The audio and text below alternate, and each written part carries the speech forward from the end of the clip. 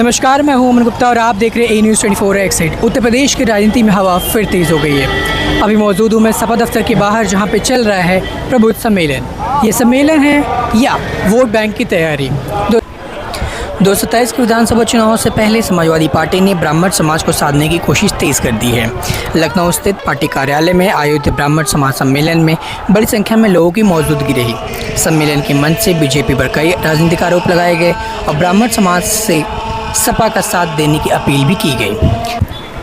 साथ ही उन्होंने ये भी कहा, बीजेपी में हमारे आराध्य का अपमान होता रहा है।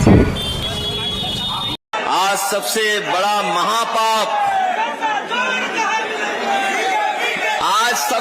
महापाप अगर किसी ने किया है तो भारतीय जनता पार्टी ने किया है कि प्रभु श्री राम जी का चढ़ावा भी उन्होंने चोरी कर लिया है। दान पात्र से पैसा निकाल लिया, प्रभु राम का धन निकाल लिया, और जब धन पकड़ा गया, चोरी पकड़ी गई, तो उन्होंने एक छोटे से कर्मचारी के वो पकड़ करके जेल भेज दिया। छोटे सम्मेलन के दौरान बीजेपी सरकार की नीतियों पर सवाल उठाए गए। वक्ताओं ने दावा किया कि ब्राह्मण समाज का एक बड़ा वर्ग मौजूदा सरकार से नाराज है और अब राजनीतिक बदलाव चाहता है।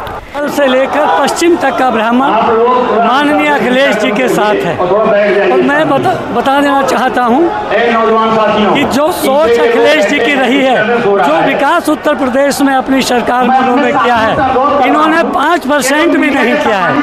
आप लखनऊ को देख लीजिए, लखनऊ में चाहे इकोनो स्टेडियम हो, चाहे आपकी मेट्रो हो, चाहे योजना भवन हो, चाहे पुलिस प्रशिक्षण भवन हो, जो भी भवन सब विकास कार्य अखिलेश जी ने कराए थे। ये ब्राह्मण भी जानते हैं। सम्मेलन में कई वक्ताओं ने कानून व्यवस्था, प्रतिनिधित्व और सामाजिक सम्मान के मुद्दे उठाए। सामाजिक पार्टी के नेताओं ने दावा किया कि उनकी सरकार बनने पर सभी वर्गों को समान सम्मान और अवसर मिलेगा।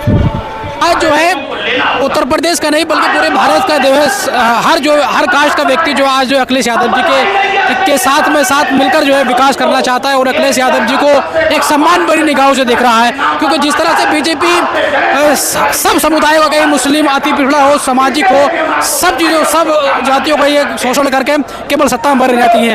और आज जो है भारी संख्या में यहाँ पर लोग विराजमान हैं और इसका ये उद्देश्य है कि 2027 में अखिलेश यादव की सरकार बनेगी। और पीछे एक रथ है जिस पे लिखा है भाजपा अपमान करती है। इसका क्या? भाजपा अपमान करती है इसलिए कहा गया है कि अभी थोड़े समय की बात है, आप जानते होंगे, नितिन नवीन जी आए थे और वो भाजपा का झंडा हमारे भगवान जी लेकर के और रथ के नीचे दौड़ रहे थे और हमारे नितिन नवीन जी छत के ऊपर बैठे थे, टाटा बाय बाय कर रहे थे और हमारे भगवान जी नंगा नाच रहे हैं। ये क्या है? ब्राह्मण इस बार नाराज है और 27 में नचा देगा बीजेपी को और अखिलेश यादव के नेतृत्व में सरकार बनाएंगे इस बार।